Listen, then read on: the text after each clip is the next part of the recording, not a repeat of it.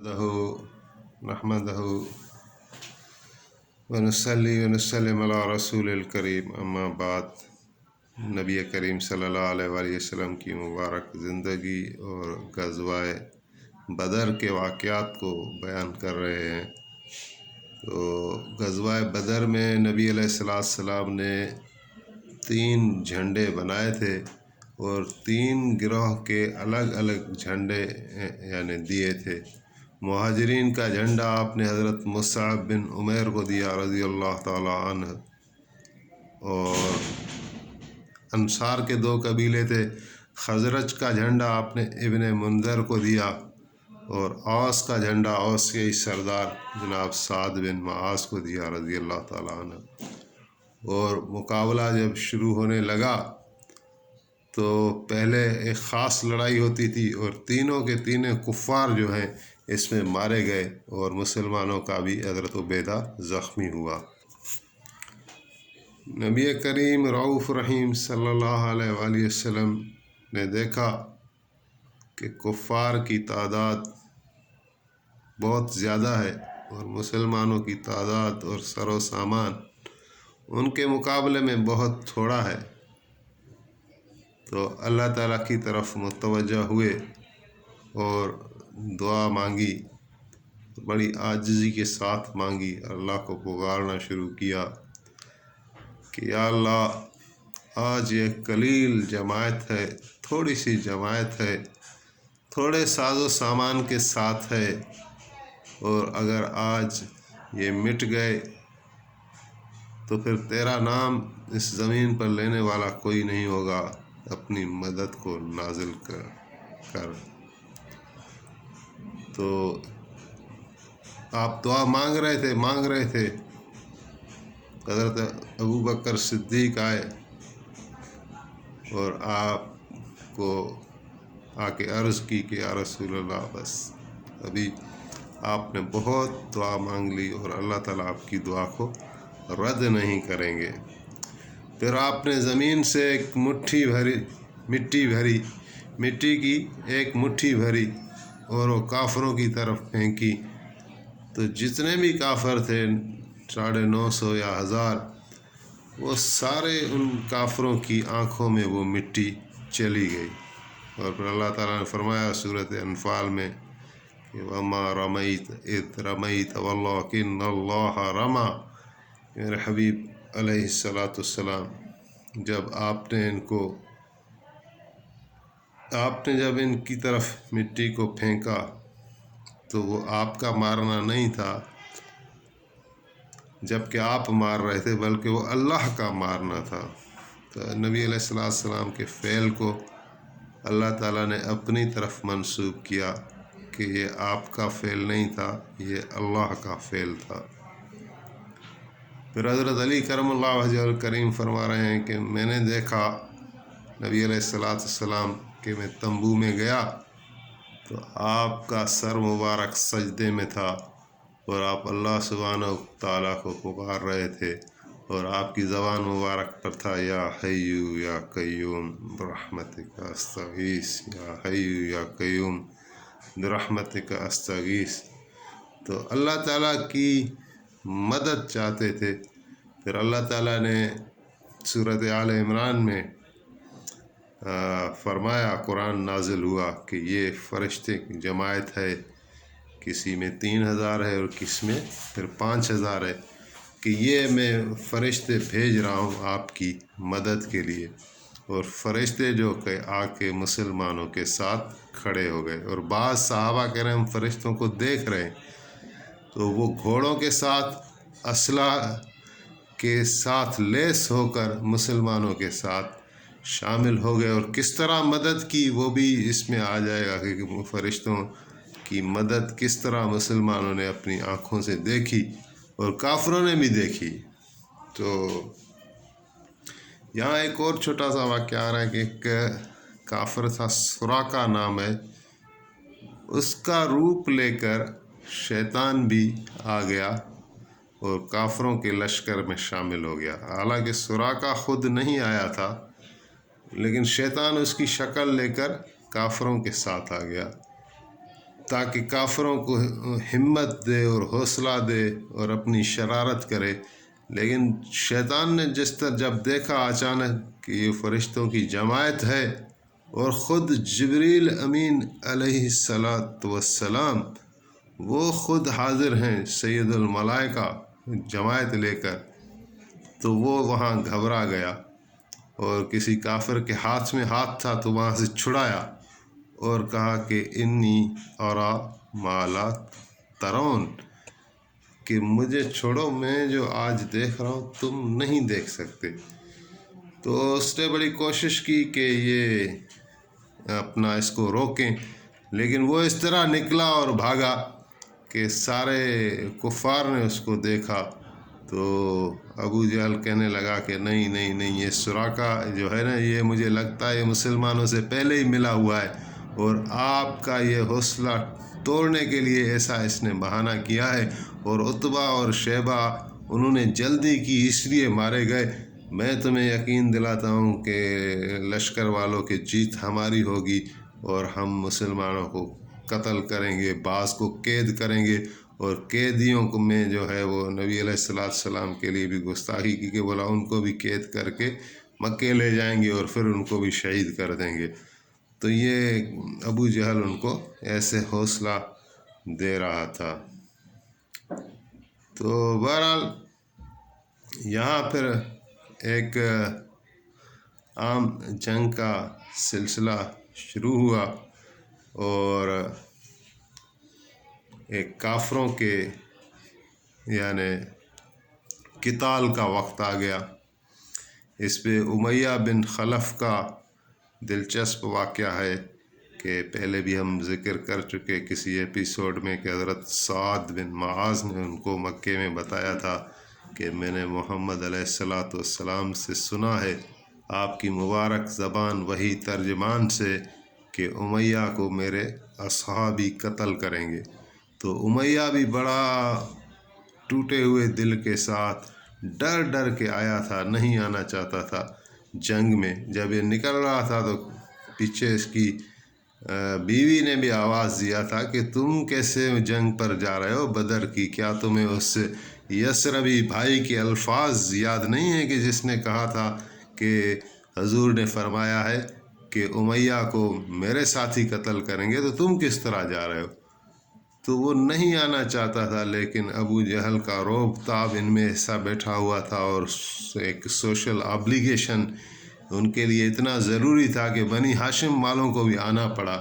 تو یہ تو ان او کرہن جس کو کہتے ہیں، خوشی سے یا رنج سے جنگ میں آ تو گیا، لیکن جب جنگ نے زور پکڑا اور کفار بھاگنے لگے، ٹک نہ سکے مسلمانوں کے سامنے، تو امیہ بھی بھاگ رہا تھا، اور اس کا موٹا تھا، وزن زیادہ تھا، بھاگ سکتا نہیں تھا، تو صحابہ کے اس بیچ میں آ گیا۔ تو اس کی دوستی تھی حضرت عبد الرحمن بن عوف سے رضی اللہ تعالیٰ عنہ پچھلے زمانے میں، اسلام سے پہلے۔ تو جب ان پر نظر پڑی تو امیہ کو ایک سہارا بن گیا کہ یہ مجھے بچائیں گے، تو اس کو آواز دی کہ عبد الرحمن میری جان بچا لو، آج میری جان بچا لو، میں اس کا بہت تمہیں بدلہ دوں گا، اور یہ میرا کچھ لحاظ ہے، دوستی ہے، یعنی ہر قسم کے واسطے دیے ہوں گے کہ میری جان بچا لو۔ تو حضرت عبد الرحمن بن عوف کو بھی خیال آ گیا کہ چلو میں اس کو حضور کی بارگاہ میں پیش کر دیتا ہوں، تو فی الحال ان سے بچا لیتا ہوں، تو آگے جو حضور کا فیصلہ ہوگا وہی فائنل فیصلہ ہوگا۔ تو اس بنیاد پر جو ہے عبد الرحمن بیچ میں آ گئے، اور یہ امیہ جب بھاگ رہا تھا تو حضرت بلال کی نظر پڑ گئی۔ حضرت بلال پر تو بہت ظلم کرتا تھا یہ امیہ، اس کا آقا ہوتا تھا، وہ پہلی قسطوں میں بیان ہو گیا کہ کس طرح غیر انسانی سلوک کرتا تھا حضرت بلال کے ساتھ۔ تو حضرت بلال نے جیسے دیکھا تو پکار کر کہا، اے اصحاب محمد، نبی علیہ السلام کے صحابیوں، یہ امیہ جا رہا ہے، یہ اللہ کا دشمن اور رسول اللہ کا دشمن، یہ نکلنے نہ پائے۔ تو اصحاب نے ان پر گھیرا ڈال دیا اور عبد الرحمن انہیں بچانا چاہتے تھے اور بیچ میں آ گئے اور کہا کہ میں نے اس کو پناہ دی ہے، میں اس کو حضور کے پاس لے جاؤں گا، لیکن صحابی کوئی نہیں سنتے تھے اور اس دھکم دھکا میں امیہ گر پڑا۔ امیہ جیسے گرا تو حضرت عبد الرحمن کو اندیشہ ہوا کہ کوئی اس کو تلوار نہ لگا لے، اس کو مار نہ دے، تو اس نے خود کو حضرت عبد الرحمن نے امیہ کے اوپر گرا دیا بچانے کے لیے۔ لیکن اس دھکم دھکا میں کسی شخص نے، کسی صحابی نے امیہ پر ایسا وار کیا کہ ناک اس کی کٹ گئی، کاٹ ڈالی۔ تو پھر امیہ خود کہنے لگا حضرت عبد الرحمن بن عوف کو کہ عبد الرحمن، ابھی میری ناک کٹ گئی ہے، ناک کے بغیر میں جینا نہیں چاہتا، ابھی تم چھوڑ دو، یہ مجھے بھلے قتل کریں۔ تو یہ بدبخت قتل ہوا اور جہنم میں سیدھا پہنچ گیا۔ تو یہ پھر فرشتوں کی ایک مدد تھی، جو کہ صحابہ بھی کہہ رہے ہیں، کافی واقعات، چھوٹے چھوٹے واقعات ہیں کہ ہم کسی کو مارنے جاتے ہیں تو پہلے ہی دیکھتے تھے کہ وار اس پر ہو جاتا تھا اور اس کا جو سر ہے وہ تن سے جدا ہو جاتا تھا۔ تو اسی طرح ایک نبی علیہ السلام کا دوسرا دشمن تھا، اس کا نام آیا نوفل بن خویلد۔ اس کے لیے رسول اللہ صلی اللہ علیہ وآلہ وسلم نے خاص طور پر اللہ تعالیٰ سے مانگا کہ نوفل کا کام تمام ہو جائے۔ تو پھر اس کو صحابہ نے گھیرا کیا ہوا تھا اور یہ بھی اس طرح پناہ چاہتا تھا کہ کسی طرح میری جان بچ جائے۔ تو حضرت علی المرتضیٰ کرم اللہ وجہہ الکریم آئے، تو جب آمنا سامنا ہوا تو نوفل بھی سمجھ گیا، بولا یہ علی المرتضیٰ ہیں، یہ مجھے نہیں چھوڑیں گے، کیونکہ یہ اپنے لوگوں کو چن چن کر مار رہے ہیں، کہ جو نبی کا دشمن تھا وہ علی کا دشمن تھا۔ تو حضرت علی نبی علیہ السلام کا مزاج سب سے زیادہ جانتے تھے۔ تو پیچھے حضور نے پہلے دعا مانگی تھی کہ نوفل کا کام تمام ہو، اور ادھر حضرت علی ان کے اوپر آ گئے اور تلوار سے وار کیا اور جہنم پہنچا دیا۔ جب حضور کے سامنے آئے، حضرت علی کی ملاقات ہوئی، تو آپ نے فرمایا کہ مجھے نوفل کی خبر کون دے گا؟ تو حضرت علی نے فرمایا کہ یا رسول اللہ، ابھی ابھی اس کو میں جہنم پہنچا کر آ رہا ہوں۔ سبحان اللہ۔ اس کے بعد ابو جہل کا جو ہے وہ قتل ہوا، اور وہ پورے لشکر کافروں کے لشکر کو لیڈ کر رہا تھا۔ اس کے بھی راوی حضرت عبد الرحمن بن عوف ہیں رضی اللہ تعالیٰ عنہ۔ وہ فرماتے ہیں کہ جب صفیں سیدھی ہو رہی تھیں تو میں نے اپنے دائیں طرف دیکھا تو ایک نوجوان چھوکرا لڑکا، اور جب بائیں طرف دیکھا تو بھی ایک نوجوان لڑکا اور نا تجربے کار۔ تو مجھے دل میں یہ خیال ہوا کہ یہ دو جو میرے پڑوسی ہیں جنگ میں، یہ تو نوجوان ہیں بالکل، اور جنگ کے تجربے سے بھی ناواقف ہیں۔ میں کاش کسی دلیر اور تجربے کار جوانوں کے ساتھ کھڑا ہوتا تو کیا ہی اچھا ہوتا۔ تو اتنے میں وہ انصار کے صاحب تھے، یعنی ایک کا نام تھا معاذ اور ایک کا نام تھا معوذ، دونوں بیٹے حارث کے۔ تو یہ دونوں بھائی تھے۔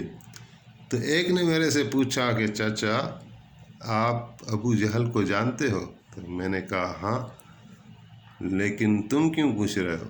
تو وہ کہہ رہا ہے کہ میں نے سنا ہے کہ اس نے حضور علیہ السلام کے ساتھ بہت گستاخیاں کی ہیں، بہت دشمنی کی ہے، اور میں نے ارادہ کر لیا ہے کہ جیسے میں ابو جہل کو دیکھوں گا تو یا وہ رہے گا یا میں رہوں گا۔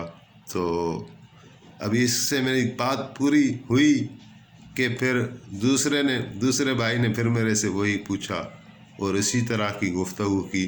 تو مجھے ایک دل میں خوشی اور اطمینان ملا، اور ایک تحفظ کا بھی احساس ہوا کہ میں دو جوان ایسے ہیں جو جذبے والے، ان کے ساتھ ہوں۔ پھر حضرت عبد الرحمن کہہ رہے ہیں کہ جیسے میں نے ابو جہل کو دیکھا کہ اونٹ پر سوار ہے، بڑے روب تاب کے ساتھ کھڑا ہے، تو میں نے ان کو بتایا کہ یہ ہے ابو جہل۔ تو جیسے میرا بتانا تھا کہ یہ جا کے دونوں حملے آور ہوئے اور اس پر جو ہے پہلے تو اونٹ کے پاؤں کاٹے، اسے ابو جہل گرا تو پر ابو جہل پر وار کیا جس سے اس کی ٹانگ کو کاٹ ڈالا، اور اسی طرح یہ لڑتے رہے تو پیچھے اکرمہ آ گئے جو ابو جہل کے بیٹے تھے، اس نے حضرت معوذ پر وار کر دیا جو اس نے روکنے کی کوشش کی، جس کی وجہ سے ہاتھ ان کا کٹ گیا صحابی کا، وہ لٹک کر بالکل ایک خال پر آ گیا۔ تو جنگ کا جوش اتنا چڑھا ہوا تھا کہ وہ فرما رہے ہیں کہ اس لٹکے ہوئے ہاتھ کو کہ وہ مجھے تکلیف دے رہا ہے، رنڈک بن رہا ہے، تو میں نے اس کو اپنے پاؤں کے نیچے ہاتھ کو رکھ کر اور کھینچا تاکہ یہ جدا ہو جائے، اور پھر ابو جہل پر اور اکرمہ پر میں نے وار کیے، اور وہ بہت یعنی خوش ہوئے کہ ابو جہل کو ہم نے مارا ہے، اور سیدھا بھاگتے ہوئے آئے کہ یہ ایسی خبر ہے کہ ہم رسول اللہ کو بتائیں گے تو حضور بہت خوش ہوں گے۔ تو یہ دونوں بھائی حضور کی خدمت میں گئے اور خوشی خوشی بتا رہے ہیں کہ یا رسول اللہ میں نے ابو جہل کو قتل کیا، وہ کہہ رہا ہے میں نے ابو جہل کو قتل کیا ہے۔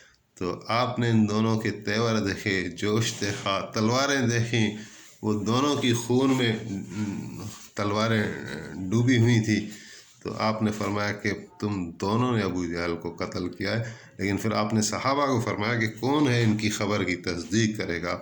تو عبد الرحمن بن عوف کہہ رہے ہیں کہ میں چلا گیا اور جا کے دیکھا کہ جہاں لاشیں پڑی تھیں ابو جہل بھی پڑا ہوا ہے اور کچھ سانسیں ابھی ہیں، تو میں اس کے سینے پر سوار ہو گیا اور اس کی داڑھی میں ہاتھ ڈالا کہ اس کا سر جو ہے وہ جدا کر دوں تن سے۔